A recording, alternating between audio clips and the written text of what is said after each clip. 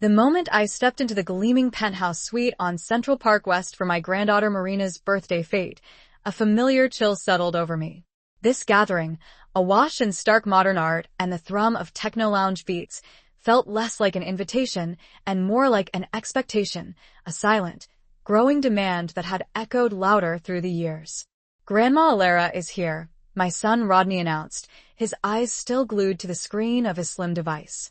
His tone was as flat as a weather report, acknowledging a minor shift in atmospheric pressure that would, predictably, not alter the course of the evening. I clutched the small, fabric-wrapped parcel in my hands.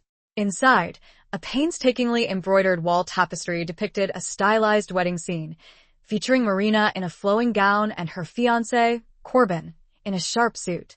I had spent 3 weeks stitching it, my fingers often stiff and swollen from the effort.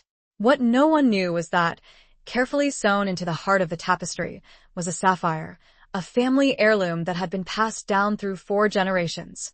My late husband, Gregory, had it specially cut for our 40th anniversary.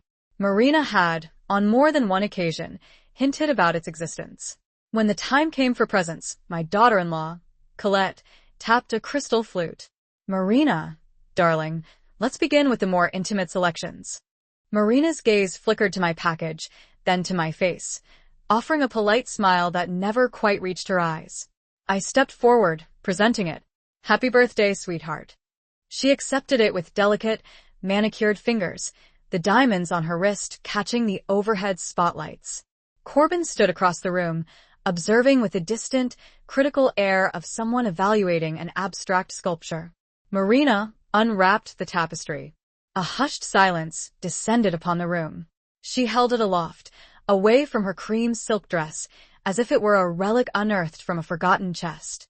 "This handmade gift looks rather quaint," she declared, her sharp laugh bouncing off the minimalist marble and glass. Then came the ripples. Corbin's low chuckle, Rodney's too loud bark of amusement, Colette's polite, controlled titter, and a wave of distant laughter from a room full of strangers who neither knew nor cared for me. I stood frozen, a quiet inferno burning within me, the tapestry with its hidden sapphire dangling from her fingertips like an unwanted scrap. That night, I returned to my Cambridge loft alone. I didn't bother with the lights. The profound quiet felt like a companion after the day's raw exposure. I sat before my laptop and opened my inbox. The subject line read, "Final venue confirmation, the Sea-Watch estate." Attached were contracts from a high-end wedding planner, avant-garde florists, and a Michelin star caterer, all demanding my signature and immediate payment. The specified venue, my cherished coastal estate in East Hampton, the Sea-Watch, the same property Gregory and I had purchased over 4 decades ago, where we'd spent every summer, raised our children, and where I had scattered his ashes beneath the ancient cypress overlooking the ocean. Marina's message was terse. "We've already mailed the invitations. Structural modifications begin next month. Your antique furnishings will need to be cleared." Not a query, not a request, but a decree. My hand trembled as I closed the laptop. I glanced at the aged brass keys to the Sea-Watch, still resting on my nightstand. Gregory's initials were faintly engraved into the key ring. My chest ached, not from the humiliation of hours earlier, but from this cold, stark clarity. They didn't just want to borrow the house. They wanted to erase me from it. The following morning, a message from Rodney arrived. "Mother, Colette discovered a rather exclusive wellness retreat in Connecticut. We've scheduled a private tour for next week, just for a preliminary look." I deleted it without a reply. From my bedroom window, I could see the glittering spires of the city's skyline. How many pivotal decisions were made in those glass towers, shaping lives without consent? Was I merely another asset to be managed? The thought struck me with an unexpected jolt, and I rose, grabbed my handbag and the Sea-Watch keys, and left my apartment, my hair unbrushed. The drive to East Hampton felt interminable. My fingers ached from gripping the steering wheel too tightly, but I needed to see it, one last time, before they stripped it bare and transformed it into a chic wedding showroom. As I pulled into the long, winding driveway, a sleek, unfamiliar luxury sedan was already parked near the entrance. I stepped out, my legs trembling, not with the tremor of age, but with something new, a quiet, simmering rage. The grand front door was unlocked. I stepped inside, hearing voices echo from the soaring great room, the very heart of the house where Gregory had loved to play his vintage jazz records on lazy Sunday mornings. The formidable fireplace can certainly be refaced, maybe even removed entirely, a woman's voice stated. She won't mind. Mrs. Alera's rarely here these days, anyway. I walked into the room. There stood Marina, Colette, and an impeccably dressed interior architect holding a digital tablet. My daughter-in-law wore her usual composed smile. Marina, perched casually on the edge of the reclaimed wood console, looked as though she already owned the place. The designer's heels were far too high for a construction site, and her tone too cavalier for someone discussing my home. Actually, I said quietly, my voice surprisingly steady. I do mind. All three spun around. Colette recovered first. Alera, what a pleasant surprise. We're simply discussing a few minor aesthetic enhancements for the ceremony. Removing a structural fireplace isn't a minor aesthetic enhancement, I stated, placing my handbag firmly on the polished granite island. Who authorized these alterations? Marina stepped forward, a syrupy smile plastered on her face. Grandma, we talked about this last Christmas. You said we could use the house and make it utterly perfect for the nuptials. I said you could use it. I never agreed to a demolition disguised as renovation. It's not demolition, the designer interjected, as if addressing a recalcitrant child. It's a streamlining. The property boasts magnificent bones, but the aesthetic is, regrettably, somewhat dated.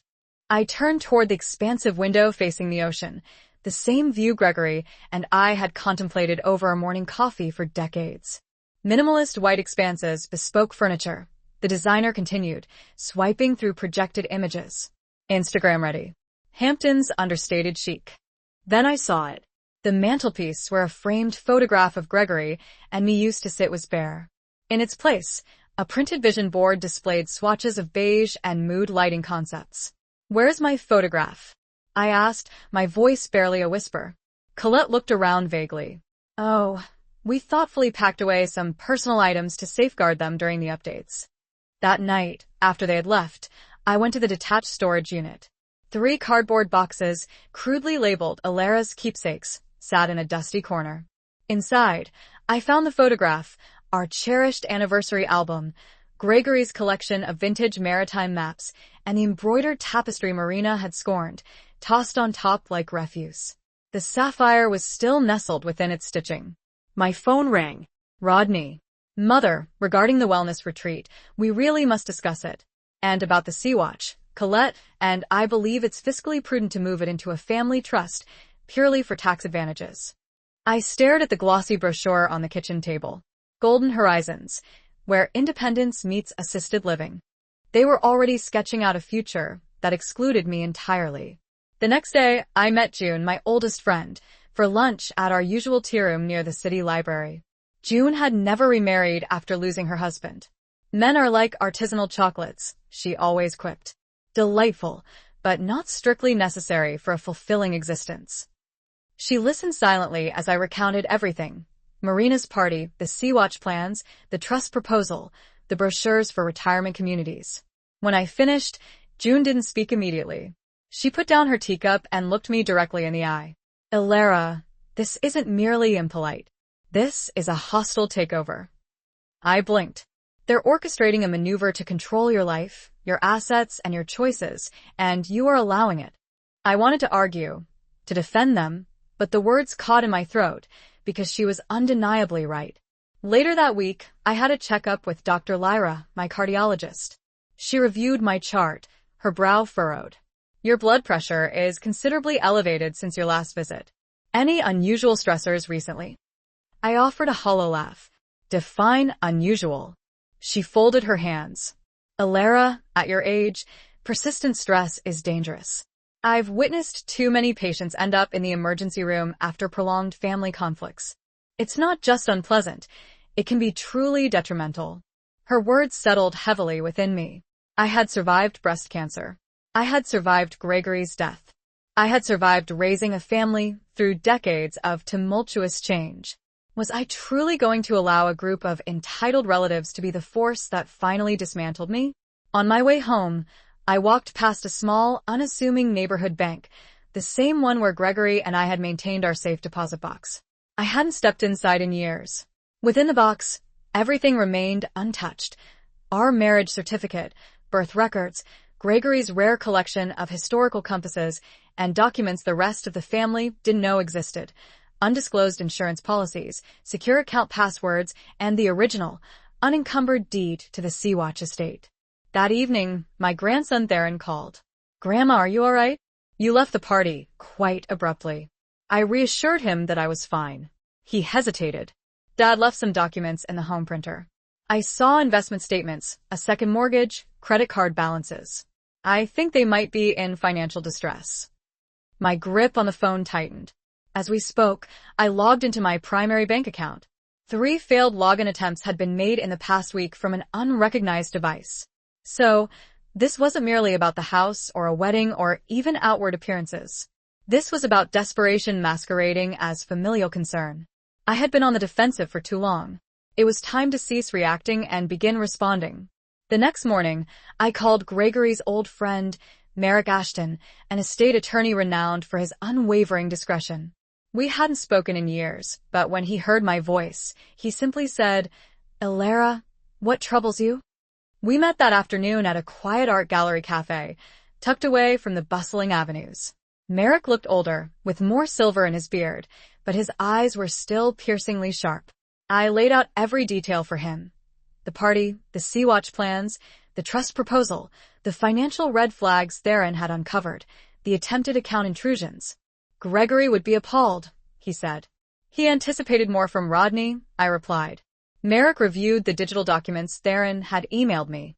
He spread out statements, mortgage papers, and bank alerts across the small table. "They are in profound trouble," he stated. "A second mortgage, escalating credit card debt, failed venture capital. If you don't act swiftly, Alara, they will attempt to compel decisions that benefit them, not you." What course of action do I take? Firstly, secure all your accounts. Secondly, confirm that all properties remain solely in your name. They do, I said. Gregory insisted on that. A sagacious man, Merrick nodded. And thirdly, he hesitated, then leaned forward conspiratorially. Regarding the wedding, do you still wish to host it? I thought of the bare mantelpiece, the photograph replaced by a corporate mood board, of my gift discarded without a second glance, of the arrogant assumption that I would pay, accommodate, and ultimately vanish. No, I said, my voice firm. I wish to sell the house. He looked at me, surprised, then nodded slowly. That is a definitive choice, but you will need to proceed quickly and with absolute discretion. That evening, I called Delia Caldwell, a private real estate agent Merrick had highly recommended. I require a buyer, I told her, for the Sea-Watch estate in East Hampton. Someone who values privacy and can facilitate a rapid closing. Delia paused. That is a prime coastal property, Mrs. Alara. But most beachfront listings take many months. This one will not, I said. Not if we keep it off market and exceptionally discreet. She agreed to scout options and promised to call within a week. The next day, I returned to the Sea-Watch alone. I walked through every room, my hand tracing the cool walls, the aged window frames, the sturdy oak banister Gregory had meticulously sanded himself. I gathered the photo albums, Gregory's cherished books, and the carved wooden box that held a portion of his ashes. On the kitchen counter, I noticed a detailed schedule for tent placement left by Marina's wedding planner. I folded it, placed it deliberately in the trash bin, and gazed out the window. The sea was calm. I was not, but I was ready. The call came sooner than anticipated. "Mrs. Alara," Delia said, her voice brisk and efficient. "I've secured a serious buyer, a prominent tech magnate and his wife. They are prepared to offer the full asking price and can close in 40 days, or sooner if necessary, but they request absolute privacy." "Tell them yes," I replied without a trace of hesitation. We scheduled professional photos for the discreet listing, but only after I had sufficient time to clear out anything personal. That evening, I packed late into the night. The house was quiet, filled only with the crisp sound of packing tape peeling and cardboard flaps folding shut.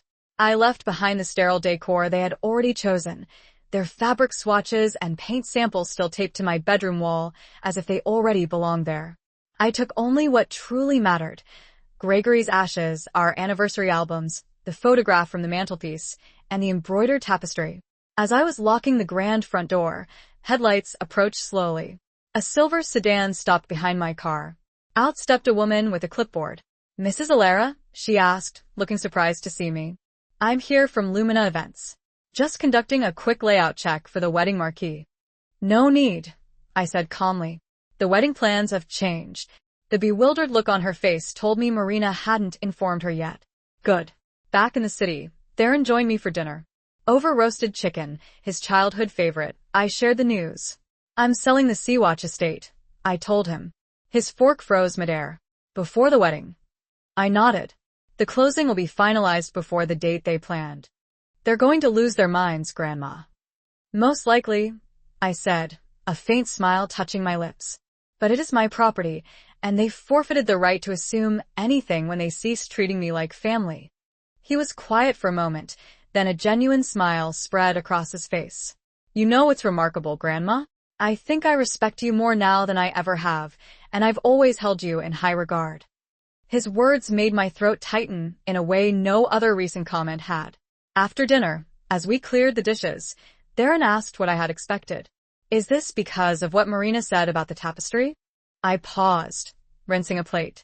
"It's because that specific moment illuminated precisely how they perceive me, and I can no longer unsee it. Some truths, once revealed, can never be unseen."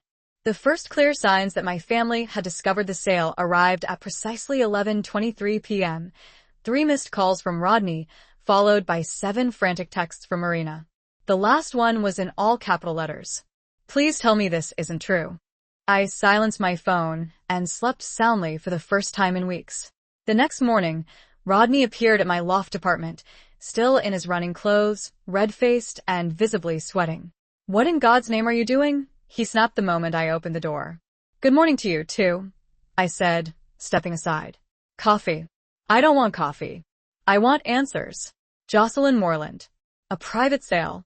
Weeks before Marina's wedding. I poured myself a cup, stirring in a touch of cream, with quiet composure. "Yes, I am simplifying my life." "You are actively sabotaging your own granddaughter's future."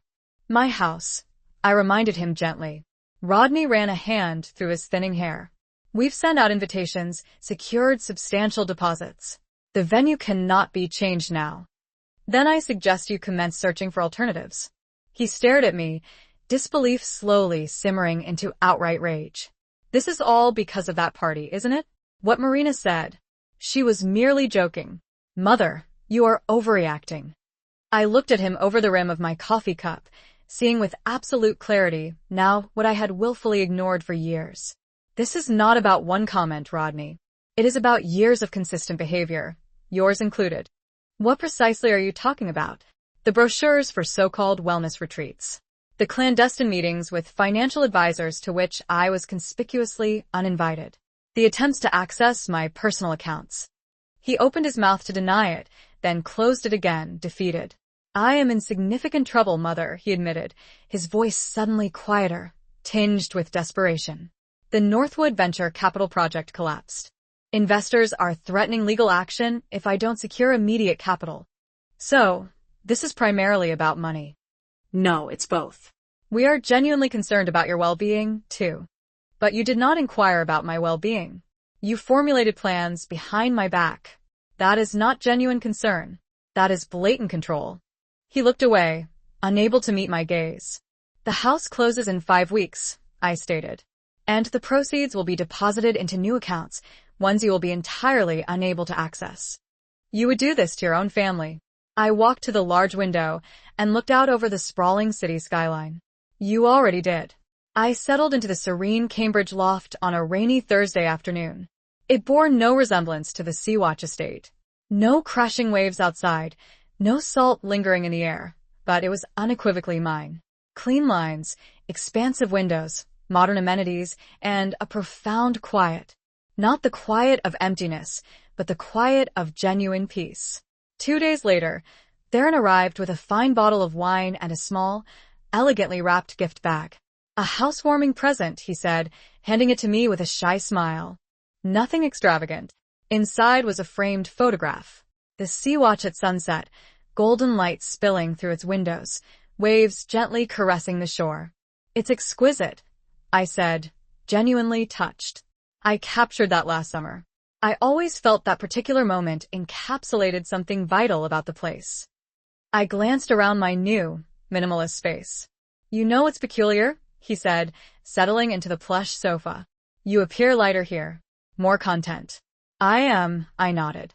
Because no one else's expectations are pressing down on me. We ate dinner, a simple pasta with garlic bread, and Theron shared news I hadn't heard. My photography business is genuinely flourishing. 2 galleries are interested. I'm seriously considering pursuing it full-time. That is truly wonderful, I said. You've always possessed an extraordinary eye. He hesitated. I haven't informed Dad yet about the business, or about the initial check you gave me. Don't worry, I smiled. He certainly won't hear it from me. As he helped clear the dishes, I gently touched his shoulder. You are the only one who truly saw me, Theron. The only one who looked beyond what I could provide.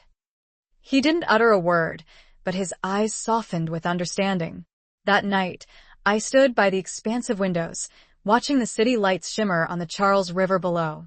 I waited for the inevitable messages from Marina, from Rodney, from Colette. They arrived just after midnight. Voicemails, texts. Rodney's tone was frigid. We must manage this fallout immediately. Colette's message was brutal. You have inflicted more damage upon this family than you can possibly comprehend. Marina's, of course, was the loudest.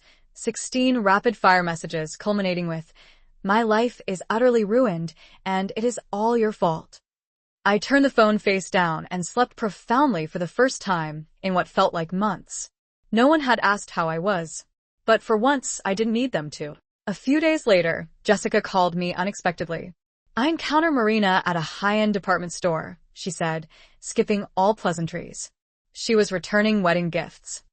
I sat up straighter, and she looked absolutely shattered, Alara. Not merely sad, but genuinely broken. When she saw me, she burst into tears right there in the housewares section. That image lingered in my mind far longer than I wished it to. Marina in tears, surrounded by platters and toasters destined for a future that had abruptly evaporated. Later that day, Theron confirmed it. Corbin ended the engagement. His parents withdrew all financial support. Marina hasn't left her apartment in days. I wanted to feel a surge of vindication. I didn't. Instead, I felt something that surprised me, guilt's quiet cousin, reflection. Was I truly any better than they had been? They had dismissed my worth. I had responded by dismantling their plans. Had we all simply been hurting each other, louder and louder? That evening, Rodney called. She is not well, he said, his voice strained. I know you are furious, but I am asking, please call her. She refuses to see a therapist. She says it's an admission of defeat. She desperately needs help. I know, he said softly, but she won't heed it from us. After the call, I stared at my phone for a long time. Then I typed a message. Would you be amenable to meeting for coffee? Her reply came minutes later. Why? So you can gloat. No, so I can listen. There was a long pause. Fine. The Book Nook Cafe. 2 p.m. I arrived early and chose a quiet corner table, nestled among the bookshelves. Marina walked in precisely on time, oversized sunglasses obscuring half her face despite the overcast sky. When she removed them, her eyes were unmistakably red-rimmed, her cheeks pale and drawn. You look terrible, I said before I could filter myself. She offered a dry, cracked laugh. Thanks, Grandma. Always so comforting. I didn't intend it that way. I know, she said, stirring her untouched coffee. Corbin is already dating someone else. Instagram official 3 weeks after the breakup. I'm sorry. Are you? Yes, I said. Honestly. I never desired this outcome for you, but I also refuse to be discarded. She met my eyes then, truly met them. And in that moment, something unspoken passed between us. Not forgiveness, not yet, but perhaps a glimmer of understanding. We sat in silence for a while after that. Then Marina spoke again, her voice low. You sold the estate. You understood what that would do to me. To everyone. I knew there would be consequences, I said. But I did not do it to inflict pain upon you. Then why? Because I finally comprehended something profound. That house had become more significant to all of you than I was. She didn't respond immediately. Her hands trembled as she lifted her cup. You humiliated me, she said. That party, it was meant to be the most crucial day of my life. And what was it for me? I asked gently. Do you know what was hidden inside that tapestry you casually discarded? Her head snapped up. What? There was a sapphire. My grandmother's, specially cut by your grandfather for our 40th wedding anniversary. Marina's mouth opened, but no words emerged. You never even truly looked, I said. You simply saw something handmade and immediately decided it wasn't worthy of your attention. Her eyes welled with tears. I didn't know. I know. After we parted, I didn't expect to hear from her again so soon, but 3 days later, she appeared at my door. She held a small, delicate paper bag in both hands. I found them, she said, her voice thin. The tapestry. It was in a box I hadn't unpacked yet. I thought I'd thrown it away, but she trailed off and stepped inside. We sat at my kitchen table. She pulled the tapestry out and placed it gently between us. Then, with careful, hesitant fingers, she located the seam in the embroidered heart. The sapphire was still there, gleaming softly. She stared at it as if it possessed its own inner light. I don't deserve this, she whispered. It was never about deserving, I said. It was a gift. She pushed the tapestry toward me. I can't keep it. Not now. But I needed you to know I found it. That I now comprehend what I dismissed. I nodded, swallowing the unexpected lump rising in my throat. I'm in therapy now, she added, her voice small and fragile. It's helping. I'm glad. I'm not ready to discuss everything, but perhaps one day. I'll be here, I said. After she left, I sat for a long time, holding the tapestry. The threads had flattened slightly. The colors had dulled with time, but it was intact. And so, somehow was I. 1 year after Marina's birthday fete, I hosted a small, intimate gathering in my Cambridge loft. The guest list was modest and carefully chosen. Theron, now thriving in his photography business, arrived with his partner, Eliana. Rodney came alone, no longer the man he once was, and strangely, seemed more at peace. June was there, of course, her laughter a comforting presence. So was Merrick, my lawyer-turned-trusted friend. And then, near the close of the evening, Marina walked in. She carried a vibrant bouquet of autumn flowers and pressed a soft kiss to my cheek. Happy housewarming, she said. Belated, I know. My home looked distinctly different from any place I had ever resided. Gone were the heavy, ornate antiques and the faded, voluminous curtains. In their place, there was light, subtle color, and a serene simplicity. Theron's striking photographs lined the walls, each one a window to another world. Every curated piece had a story. Every corner felt profoundly mine. Over dinner, the conversation flowed easily, unburdened. Rodney spoke about his meaningful work at a non-profit legal clinic, earning significantly less, but engaged in work that truly mattered. Marina, quieter but radiating a newfound centeredness, mentioned returning to graduate school. Our family history, she said, a faint smile touching her lips.